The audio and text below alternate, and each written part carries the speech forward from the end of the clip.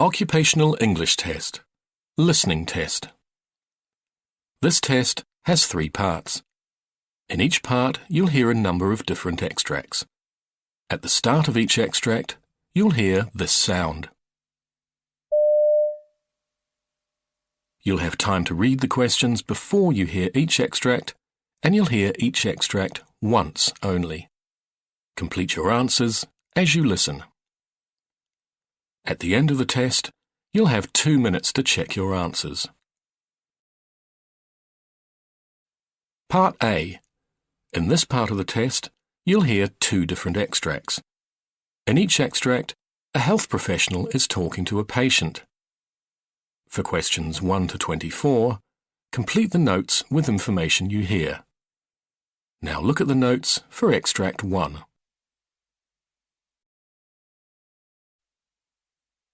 Extract 1. Questions 1 to 12. For questions 1 to 12, complete the notes with a word or short phrase. You now have 30 seconds to look at the notes.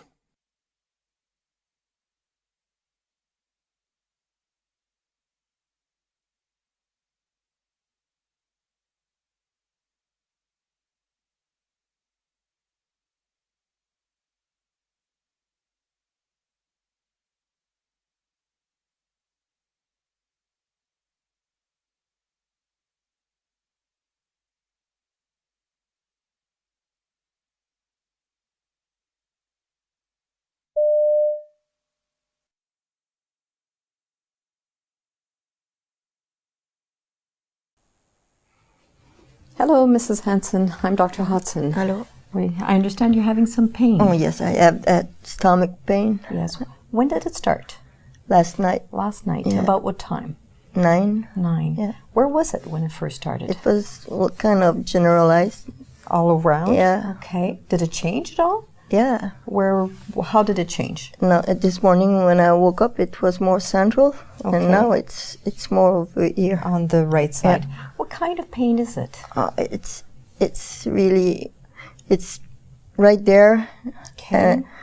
And it's constant. It's constant. Yeah. Is it like a grabbing pain, a stabbing pain, a dull ache? Dull ache. A dull ache. Yeah. Is it going around the back at all? Down in the groin area? No. It's just right there now. Okay. Yeah. But it started more generalized. Yeah. Okay. On a scale of 1 to 10 last night, how bad was the pain? I would say a 2. A 2. Yeah. And now what would you say? 7. A 7. Okay. When it first started, were you doing anything in particular? Did you lift something heavy? No, I was Did just, you twist? Was there any trauma? I was just looking at the TV. Okay. Yeah. All right. Through the night, did it wake you up? No, I slept. You were able to sleep? Yeah. Okay. Do you feel nauseated? This morning, This morning. Did you throw up? Yeah, an hour ago. An hour ago. How's your appetite? Do you feel hungry? Do you want to eat? Oh, no. You don't, No. eh? Okay. Did you have any fever? I did not take it, but now I feel kind of feverish. You feel a bit feverish. Did you have any night sweats last night? No. No, or chills where you were shaking? No, but this morning, a few hours ago, it started. Yeah. Okay. Tell me about your bowel movements. When was the last one?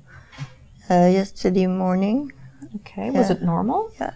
Yeah. Did you have a period of time in the last week or so where you were either constipated or had diarrhea? No. Have you recently noticed any blood in your stools? No. Or any black diarrhea stool? No. No. Are you having problems with bladder in terms of burning to urinate, having to get up at night to urinate? No. No. Have you seen any blood in your urine? No. No. Okay. Tell me about your periods. Do you still menstruate? No.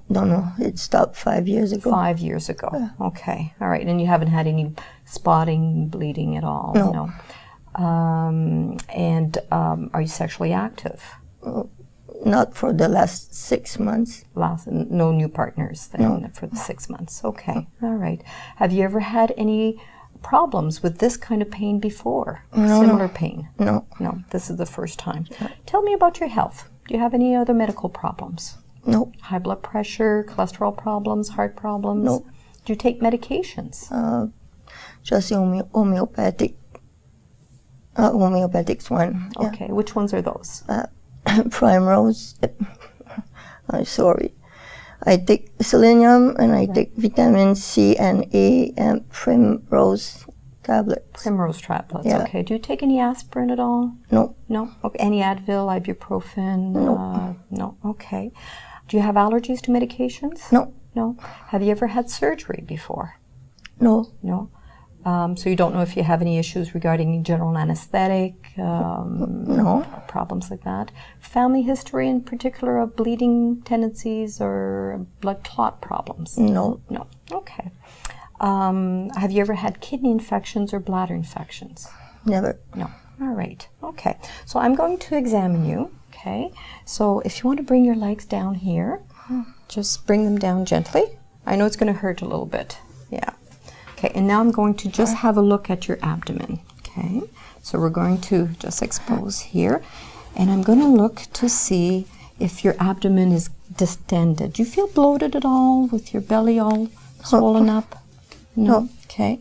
So it looks good. I don't see any swelling of your abdomen or any bulging anywhere. So now I'm going to give little taps, okay? So show me the area where you're sore. Here. Here. Okay, so we're going to save that spot for last. So I'm just going to give little punches here. That hurts you a bit, eh? Okay. Now I'm just going to lightly palpate just on the top like that. That's all okay? How about down here? That hurts a bit, eh? Okay. Now I'm going to go deeper down, okay? That's okay there. And if I press here, do you feel it a bit? Where do you feel that when I'm pressing here? So you feel it on that side, okay. Now I'm going to go deeper here, okay. So I do see that your muscles are tensing up when I'm doing that, okay. I'm going to do another test where I'm going to press down and I'm going to let go, okay? So you tell me if it hurts. So I'm going to press down. I know it hurts here. I'm going to let go. Okay, that does hurt, eh? Now I'm going to do it on this side too. I'm going to press down. Okay, I'm going to let go. Oh, that really hurts. Okay, sorry about that. Now I'm going to listen for your bowel sounds, okay? And I should have done this before palpating you. But let me have a listen here, okay? So I'm just going to listen in all four quadrants, in all area of the abdomen.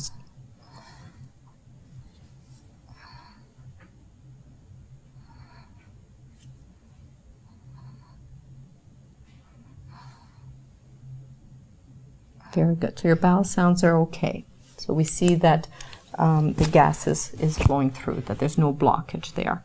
Okay. So now I'm going to ask you to lift up your leg, okay, and keep it up. So let's bring your leg out of the blanket. It will make it easier for you. Just bring it up in the air like that, and just don't let me push your leg down. You tell me if it hurts. Oh. That does hurt, eh? Okay. All right. So let's bring this down. Okay.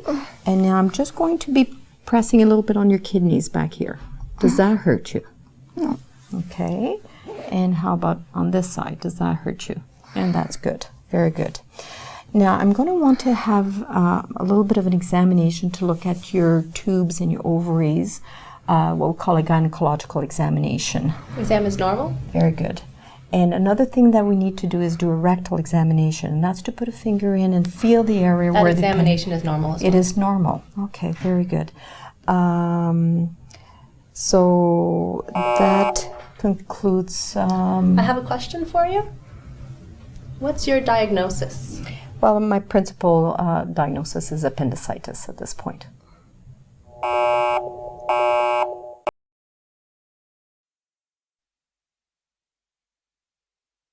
Extract 2. Questions 13 to 24. For questions 13 to 24, complete the notes with a word or short phrase.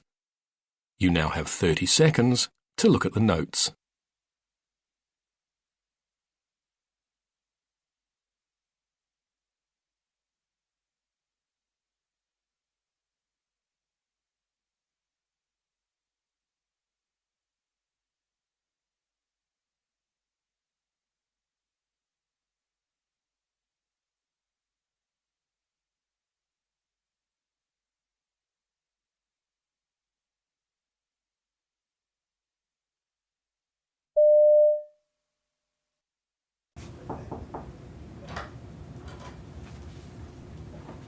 Hi, Mr. Feldman. How are you today? Okay, Mr. Feldman, I'd like to take a look at your leg now, if you don't mind. Sure. I'd like you to lie down, if you would, please. Okay.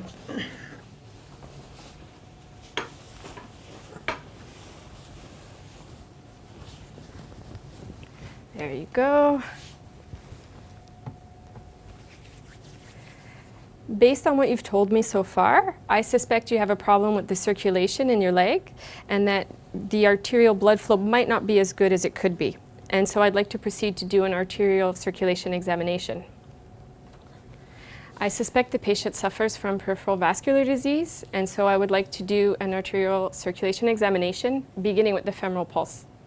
Femoral pulses are normal bilaterally, no bruits heard. Please move on. Okay. Mr. Feldman, I'd now like to take a look at the pulse behind your knee.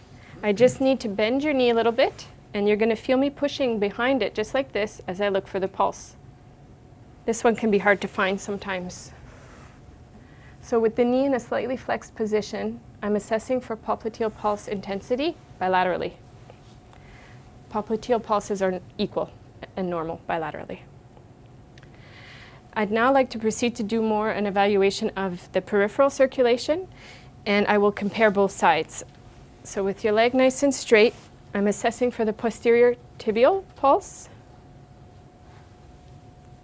on both sides, as well as the dorsalis pedis. I feel both pulses present, equal and bilateral.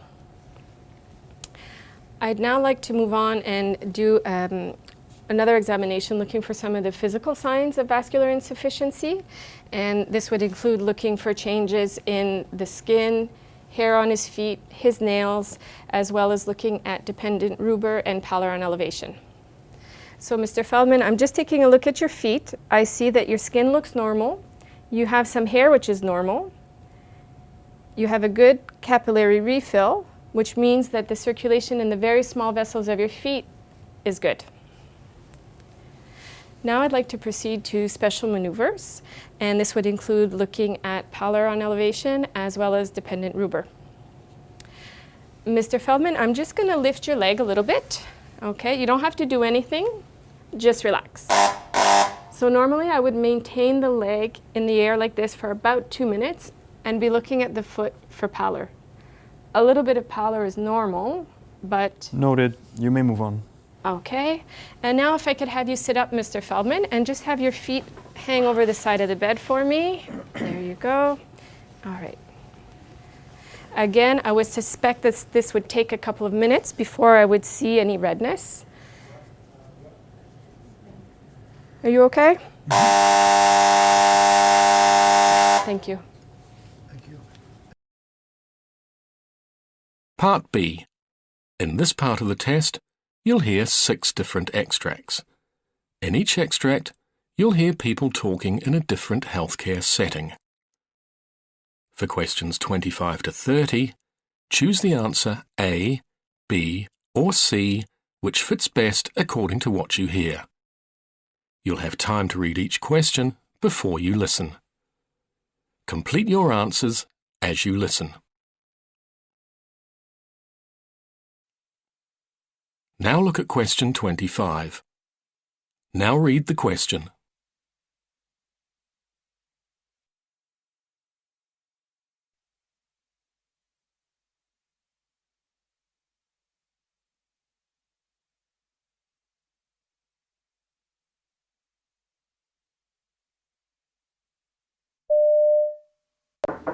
Come in.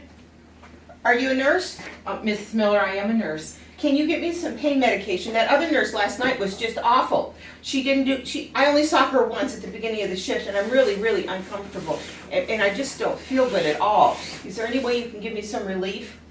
Well, first off, I need to do a complete assessment on you before I give you How long will payment. that take? 20 minutes.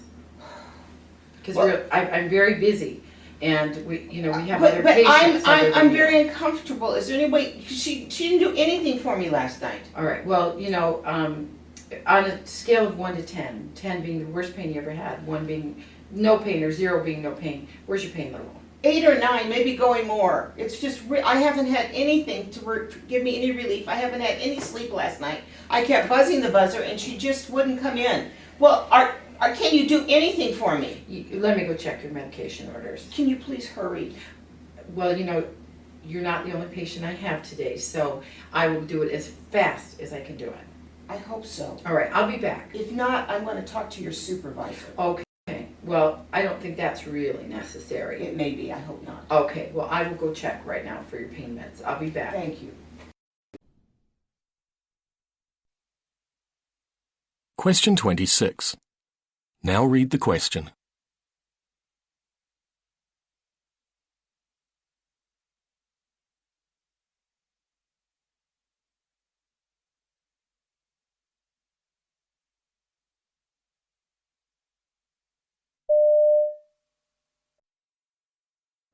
When Mrs. R arrived on the medical surgical floor, she was an active 67-year-old with peripheral arterial disease, in need of an arterial bypass to restore circulation to her leg. The pain in her left calf has been limiting her activities, especially her favorite pastime, gardening. Unfortunately, the graft became blocked 2 days after surgery. Now Mrs. R requires a below-the-knee amputation. Mrs. R is concerned about returning home after the surgery, as she is widowed and lives alone.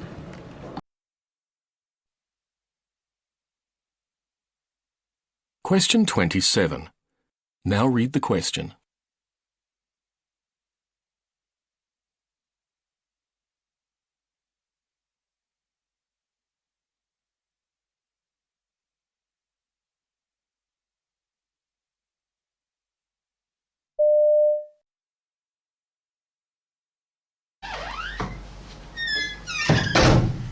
Hi, Susan.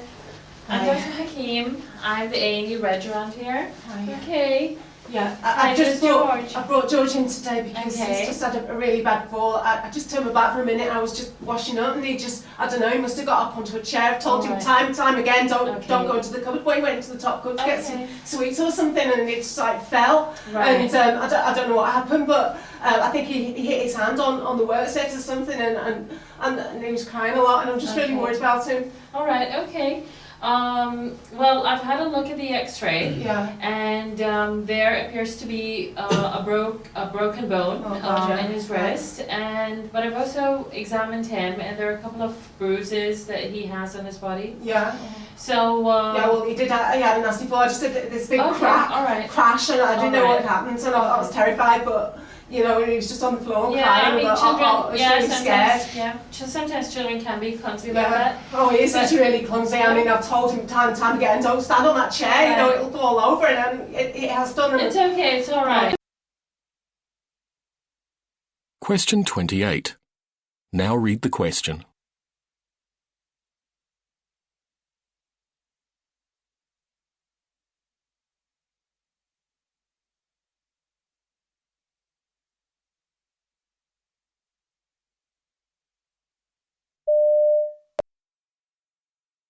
Hi, it's Mr. and Mrs. Scott. Hi, yeah. Hi, I'm Chloe McCauley. I'm one of the baby doctors. Nice to meet you. Congratulations. I understand you've just had your first baby, is that right? Yes. Okay, how are you feeling? Happy, although these people have been in and out, so Yeah. we're a bit on edge and a bit confused. Okay, okay. Worried. Well, that's why I've come to talk to you. Yeah. Okay. Tell me what you understand so far. What have people said to you? Well, basically, after my wife gave birth a few hours ago, they told us the baby was healthy, but they couldn't decide whether it was a girl or a boy. I mean, Okay.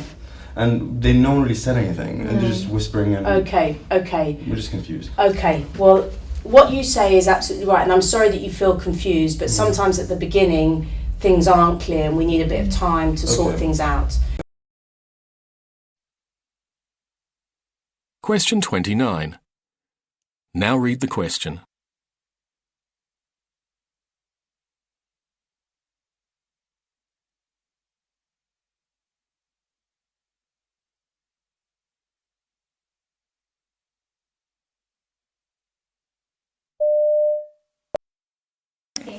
Hi. Hey. Oh my god, I'm tired. Ready for report? Yeah, you got room 212? Yes. Okay. Okay. We got a 24-years old female. She came in for abdominal pain. Okay. She's been given Percocet all night. So she's been complaining all night of pain. Okay. Let me tell you, she's been busting that coli all night long, so be ready for that. Right, one of those. I'm telling you, cranky pants, all right. Great. Don't have Okay, enough so going we can further say she keep complaining of it, of pain. We even give her morphine, but she's still complaining. I'm telling you, I'm so glad that I'm over turning on it to you. No, I get her. Okay. All right. I'll see what I can do for her. All right. All right. Thanks. Question 30. Now read the question.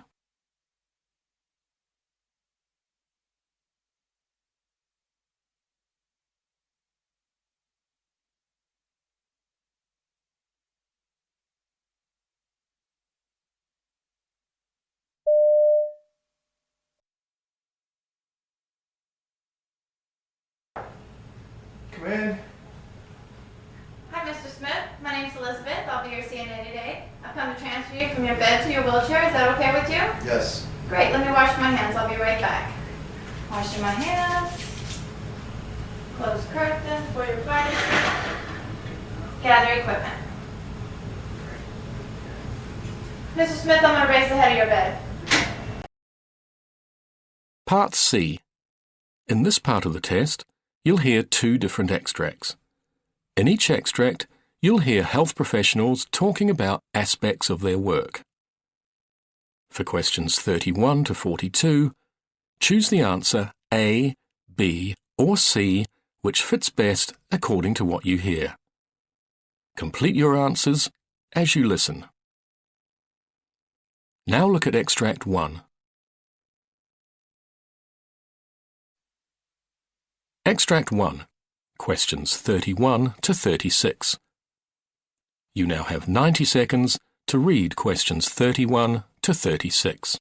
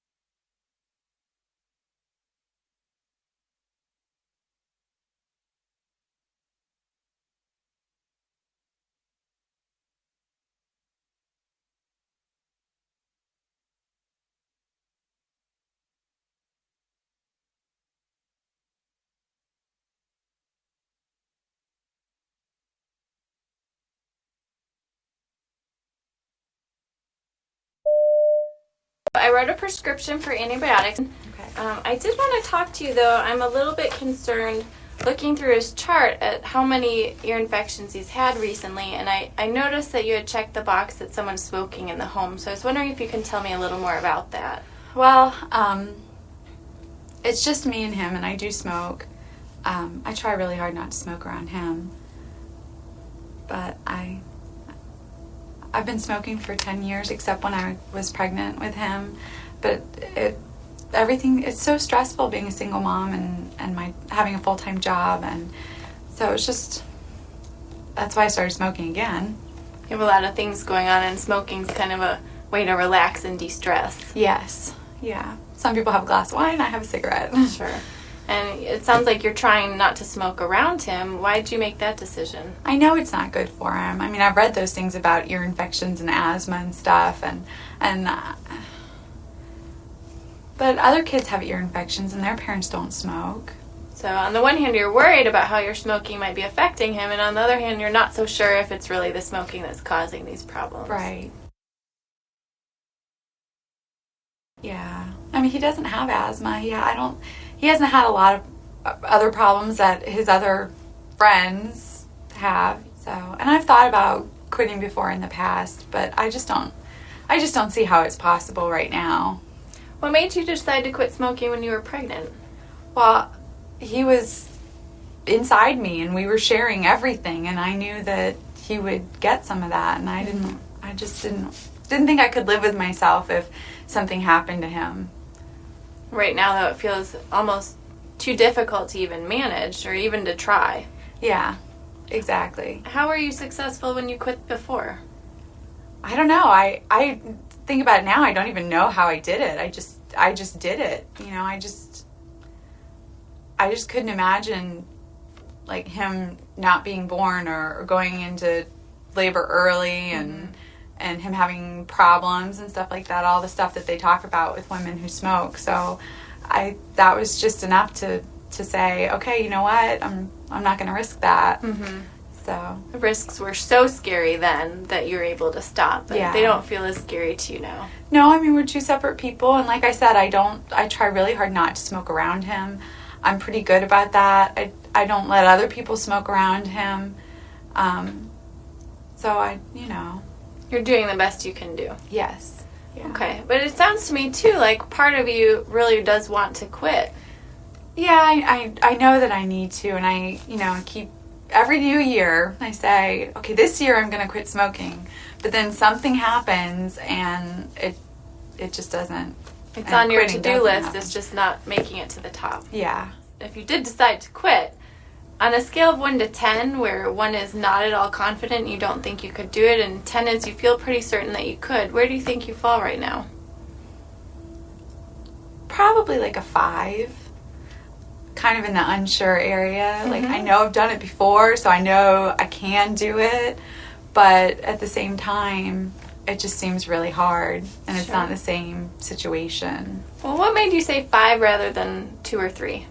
I know all the ways it's bad for me, and I don't want him to grow up thinking that it's okay to smoke. I don't want him to use any kind of, I don't want him to chew or anything like that. So I know I need to, especially before he gets old enough to understand what mommy's doing, but I just don't know if I can do it. Okay. So it sounds like you have a lot of reasons why you'd like to quit. You have been successful quitting in the past, and right now you're just feeling a little bit hesitant about your ability to do it. Yeah. Where do you think we should go from here? I don't know. I'd like some help. I just don't know what kind of help I need. Sure. So. Well, if you'd be interested, that's something I can definitely talk to you about. There are a lot of new options that can actually help people be way more successful in their attempt at quitting. There's different medications you can try. I don't like medicine. Okay. There's also a lot of support groups and classes that you can take where you have other people to go through it with you, and sometimes just having that support can be a big part of it, especially for people like you where smoking is such a stress reliever. That sounds nice, but I'm not sure if I have the time for all that. Sure. It feels like something that would take up a lot of time and maybe not fit into your life. I wonder if we could talk about some options that might fit into your life. That would be really nice. Okay, well, if you're willing, then we could set up another appointment where you could come in and we could talk more about that. I would like that. That would be great. Great. Thank you. Sure. Extract 2, questions 37 to 42. You now have 90 seconds to read questions 37 to 42.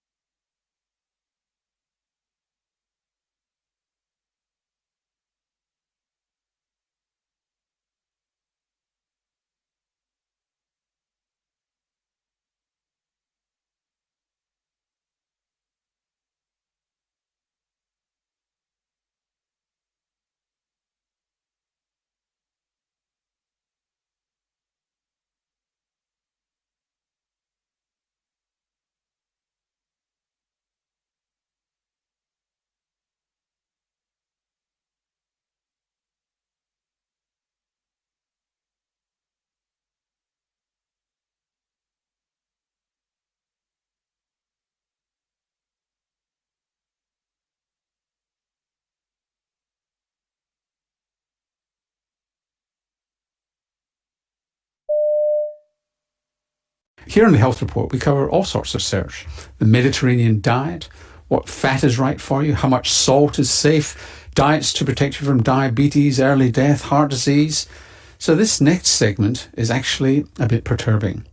We're being told that almost all this research is wrong. Yes, John Ioannidis is Professor of Medicine at Stanford University, and he says the scientific approach taken by nutritional researchers is nowhere near rigorous enough, and we have to go back to basics if we're to learn anything significant about how diets impact health. Thank you for inviting me. Now, we've had you on lots of times before, talking about various things and demolishing a few iconic areas of health and research. You're arguing that nutritional research needs radical reform. On what basis do you say that? Well, there's clearly a factory of papers being produced in nutrition epidemiology in particular that don't meet very high standards of credibility. The type of research that is being done in nutritional epidemiology, it's not an issue that there's bad scientists involved in it. Maybe excellent scientists are involved in it, but the odds of getting it right are extremely small. Let's look at that in a moment, but you quote in your paper some really bizarre conclusions that you might come to from if you'd believed past nutritional research. Do you want to just tell us some of those bizarre findings in the relation to either longevity or shortened lifespan? Most of these studies are not experimental, they're not randomized, they're just observing people who report what they eat, and they take that seriously, that this is reflecting exactly what they ate, which is one major assumption. Second, people take these behaviors and these numbers as causal, which means that they look at the numbers and they translate them to an effect of these nutrients or of these foods on mortality. And then they also make another assumption that these risks are applicable to the entire lifespan. So then, let's take a number like 15% relative risk reduction in mortality or 15% increase in survival, which is a typical number that comes out of these studies. And this is the number that is the summary of all the data, for example, on what is the benefit with eating 12 hazelnuts a day. If you translate that to a gain in survival, you take 80 years, you multiply that by 15%. This looks like a 12-year gain in survival just by eating 12 hazelnuts a day, or literally one hazelnut a day would give you one more year of life as a benefit. It's a ridiculous calculation. It is not so, of course. Even if you believe that one of these foods or one of these nutrients or a couple of them may be important, it's impossible to believe that every single food, every single nutrient will have such tremendous benefits or such tremendous risks. So you get there because of there's multiple levels of unreliability. Is that what it is? That essentially the food diary is unreliable, they're not controlling for other factors such as education and other environmental factors properly, and they all conflate together to give you bizarre results? Is that what's going on? Exactly. It's a problem at multiple levels. It's an extremely difficult field to study. And it doesn't mean that observational studies, that epidemiological studies get it wrong all the time. In many other fields, the problems are much more straightforward. For example, we know for sure that smoking is killing zillions of people. It will kill 1 billion people in the next century unless we do something. But the effect of smoking is huge. The risk increases 20-fold if someone is smoking for getting lung cancer. But just to challenge you on that, whilst we're confident in smoking, why are we confident in smoking and not in coffee? Because there have been no randomized controlled trials of getting people to smoke and other people not to smoke. I mean, so that's still on observational studies, is it not? The major difference with smoking is that the effect is tremendous. We're talking, as I said, of a 20-fold increase in risk of lung cancer, 10-fold increase in cardiovascular disease. Many other diseases have tremendous increase in risk. For each single nutrient, each single things that we eat or drink, the effects, even if you take these studies literally, are much, much, much smaller. And based on what we know from some randomized trials that we have done, the effects are pretty much close to null, if not exactly null. I mean, it's very likely that they're exactly null, which means that it's a complete waste to even try to pursue them any further. We cannot really use epidemiology to study a relative risk of 1.01. we can do it, study a relative risk of 20, which is what's the case for smoking. And just to dissect that out for people who don't know the statistics, is that 1.01 is, there's no effect, 1.01 is just tiny, whereas 20, an effect of 20 is 20 times the risk. So 1.01 is just a little bit over what would be normal and probably within normal limits. So what about eating patterns? I mean, you yourself have been involved in trials of the Mediterranean diet. So I think that eating patterns, in theory, might be able to get you a little bit of that complexity of all these nutrients interacting together. But even those are very difficult, if not impossible, to study within an observational context. Again, you have most of these problems operating.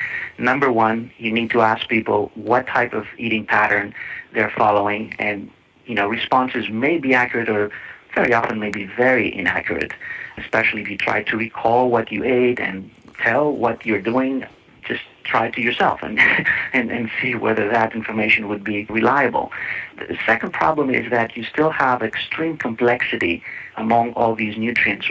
We have over 200,000 different foods that you can combine in different ways. There's no clear eating pattern that each one of us is following. We follow different eating patterns in different periods of our lives and different days even. And it also changes all the time. If you superimpose the way that we react to all of these chemicals that we digest, our metabolic profile, also our genetic profile might affect how we react. Circumstances, our environment, socioeconomic factors that dictate what we decide to eat or not eat, and what we do or don't do with our life at the same time. It's an extremely complex system.